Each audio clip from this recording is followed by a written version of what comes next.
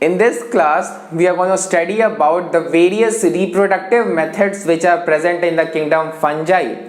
So, the three types of reproductive methods that we have to study here, we have already studied those three types of reproduction in the kingdom Monera and also in the Protista. So these three types or three methods of reproduction are normally the asexual reproduction, the vegetative reproduction, and then the sexual mode of reproduction. So these three methods of reproduction we have already studied under the kingdom Protista and the kingdom Monera. But here we will have to study what are the structures which are being formed in all these three types of reproduction.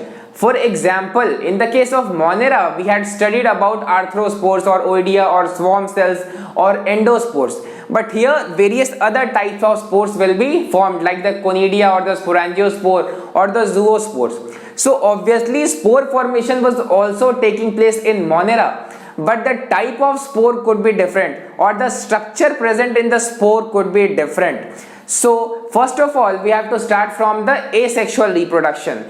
But before that, we have to remember a point, and that is vegetative mode of reproduction is also a type of asexual reproduction. So many scientists consider this vegetative mode of reproduction under the heading asexual reproduction. But at our level, for the ease of understanding, for easily understanding the various structures and methods, we have taken vegetative reproduction out of the asexual reproduction. But we have to remember that asexual reproduction and vegetative reproduction both are uniparental. Uniparental, that is, it means that only a single parent will be involved in the reproduction. So these both are uniparental.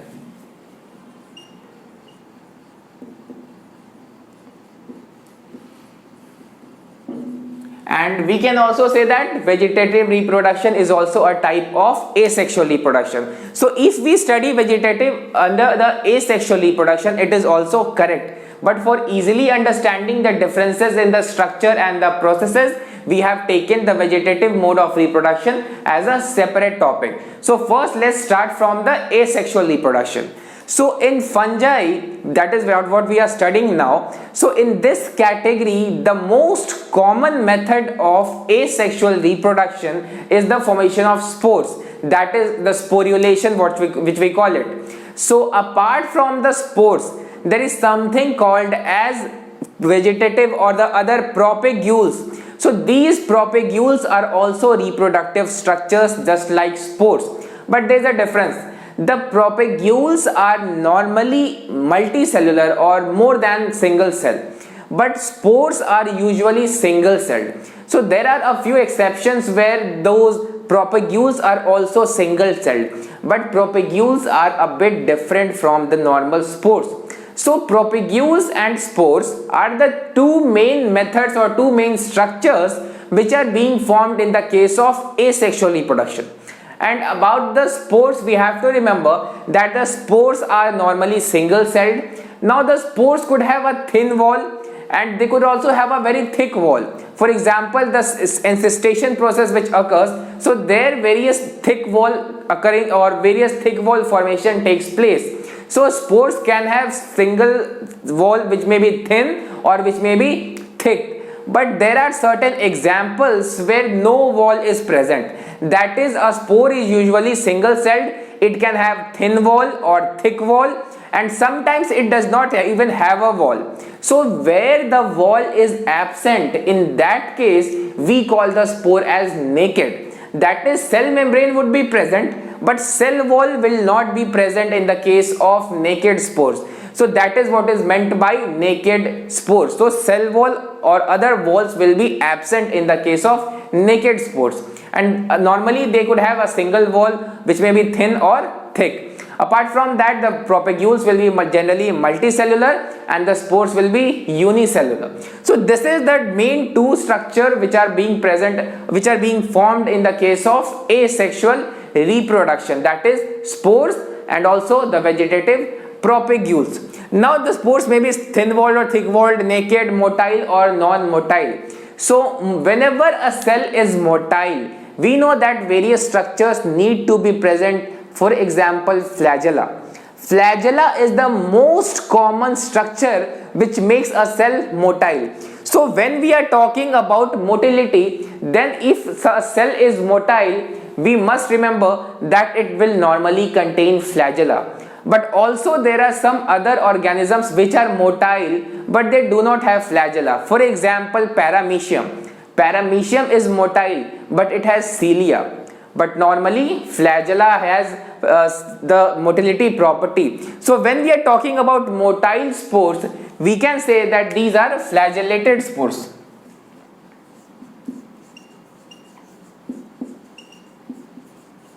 And obviously the non-motile spores will be non-flagellated. So this flagellated motile spore is normally present in aquatic fungi, because in aquatic medium we know that flagella can cause cellular motion only in a fluid medium.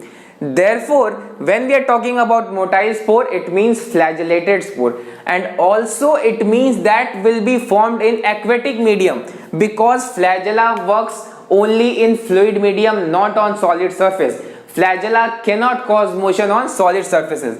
Therefore, we can say that these motile flagellated spores will be present in the aquatic fungi.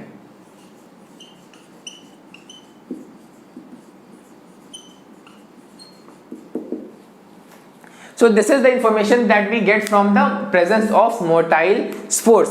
Apart from that, we have to study about these two types of spore. So you must have studied about meiosis and mitosis in your lower classes. So meiosis is a type of reductional division where the chromosome number is reduced to half. So obviously you can see from the name meiospore and also the mitospore. So we can deduce that these meiospores are produced after meiosis. So it is very much obvious that these spores will be haploid, that is, these will contain half the number of chromosomes as compared to their parent, and these are also called as sexually produced spores. So this is a very important point over here, sexually produced spores, and these are formed after meiosis. And for example, we have ascospores and basidiospores. So these ascospores will be formed in the category which is called as ascomycetes. This basidiospores will be present in the category called basidiomycetes. So these spores will be formed after meiosis. And on the other side, we have the mitospores. So from the name, we know that it will be formed by mitosis. And mitosis is an equational division. It is not a reductional division like meiosis. So the number of chromosomes in the spores will be same as the parent, because in mitosis we know that the number of chromosome before and after division is the same. So whatever be the number of chromosome in the parent, the same number of chromosome will be present in the spore, because these are being formed by the process called mitosis, and therefore these are also called as asexually produced spore. So these are the two differences, that is, it is formed by mitosis, it is formed by meiosis. These are called sexually produced spores, these are called asexually produced spores.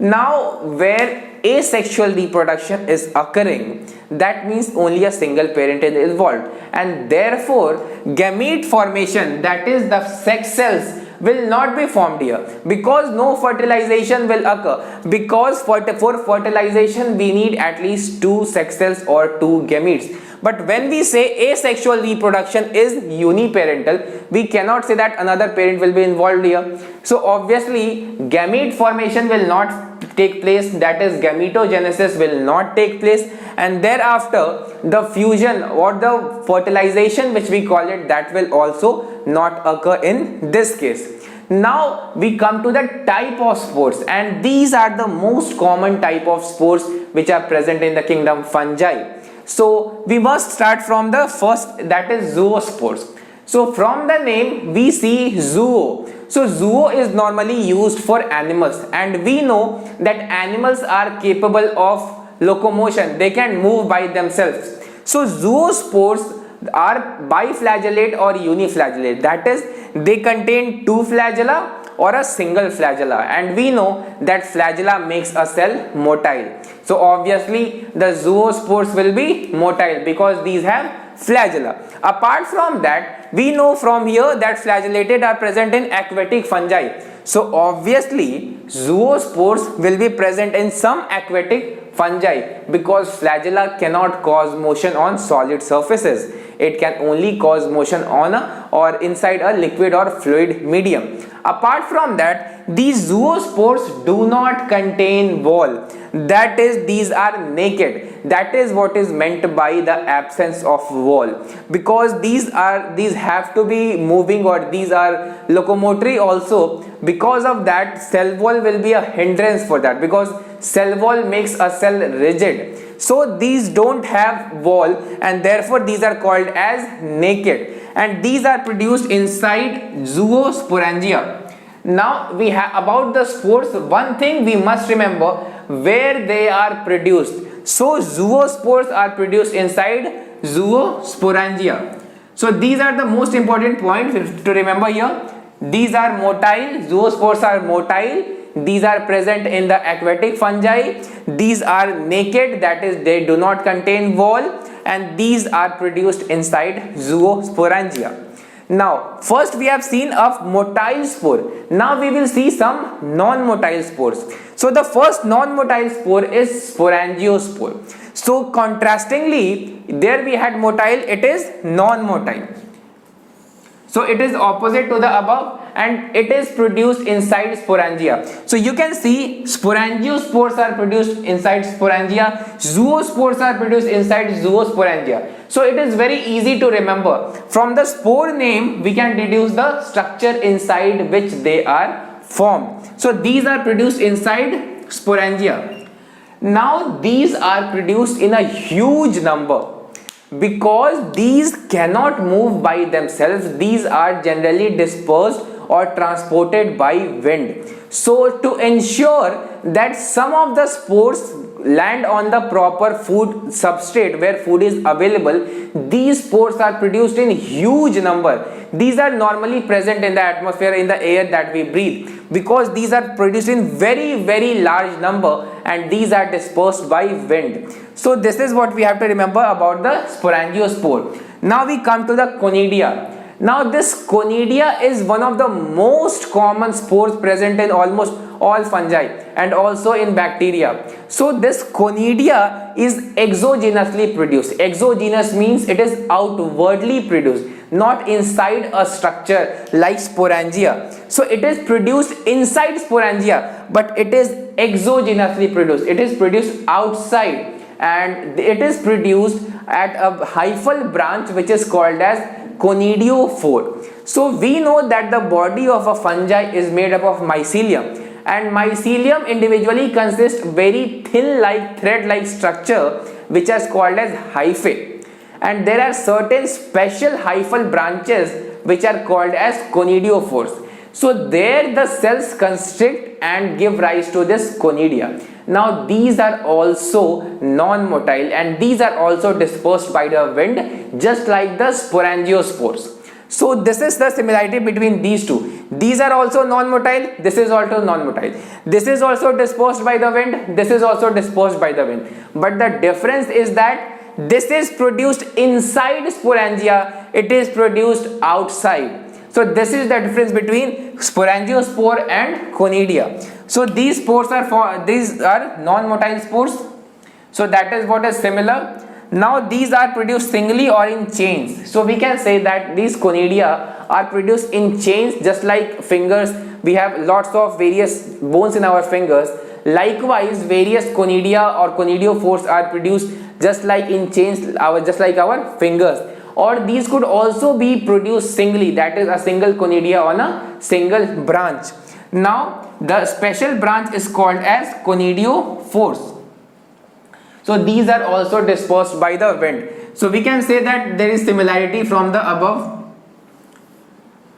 This sporangiospore and conidia, both are dispersed by the wind, both are non-motile, but it is produced inside sporangia, it is produced outside on conidiophore. So these two have some similarities as well as some differences. Now we come to a very unique and special category which is somewhat different, and it has a dual purpose, and that is conidiosporangia. So you can see from the name Conidiosporangia. So we know that it might have dual property because of the name. So these are dual purpose reproductive structures.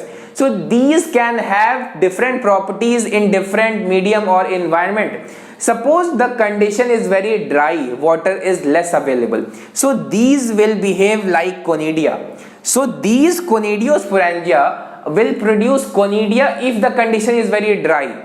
But if the condition is having lots of moisture or water is available, then these will produce the zoospores. That is, these will behave like the zoosporangia. So these can have dual purpose according to the moisture or water availability. So in wet condition it will produce zoospores, in dry condition it will produce conidia. That is why it is called that these are dual reproductive structures. So these are various very common type of spore present in the fungi, and after these four we also have to study about. Now we would have to study about some other types of spores present in the asexual reproduction of fungi. So one other type is a chlamydospore. Now this chlamydospore is just opposite to another type of spore, that is oidea or the arthrospore. So we first have to compare the features of this oidea or the arthrospore and the chlamydospore. So the chlamydospores are thick wall, but the oidea are thin walled. The chlamydospores have stored food inside them and the oidea do not have stored food inside them. So we can say that these are two very important differences between the oidea and the chlamydospores. That is, the chlamydospores have thick wall, oidea has thin wall. Chlamydospores has food storage, the oidea does not have food stored inside it. So these are the two very important features about these two spores. Now the chlamydospores are generally formed under unfavorable conditions, when the outside environment is not suitable for the fungi, and the chlamydospores are resistant because of two reasons. One is thick wall and the other is food storage or the stored food inside them. Because of these two features, the chlamydospores can survive unfavorable conditions very easily. Apart from that, we also have to remember about this chlamydospores is that these are directly formed from hyphal cells, but normally these oidea or the arthrospores are formed by breaking up from the hyphal cells. So the chlamydospores are directly formed from the hyphal cells, but these oidea are formed after breaking up from the hyphal cells. Therefore these do not have much stored food, but these have much stored food. So obviously these are the 2 points or 3 points of differences between these two types of spores. Apart from that, we also have to remember that hypha undergoes segmentation in this category, that is in the oidea or the arthrospores, the hyphae undergoes segmentation. So segmentation means formation of similar parts again and again. That is what is meant by segmentation. So these hyphae undergo segmentation and break up into many oidea or arthrospores. So these were the features, similar or different features of the chlamydospores and the oidea. So the chlamydospores are thick walled, they have food stored, and they are formed directly from the hyphal cells, and chlamydospores can survive long unfavorable conditions. Opposite to that is the oidea. So oidea has thin wall, it does not have food storage, it is formed after breaking up from the hyphal cells. Apart from that, another feature about this oidea is that these are formed under condition of excess water, sugar and salt, and not all type of salt, only a few type of salt stimulate the oidea formation. But the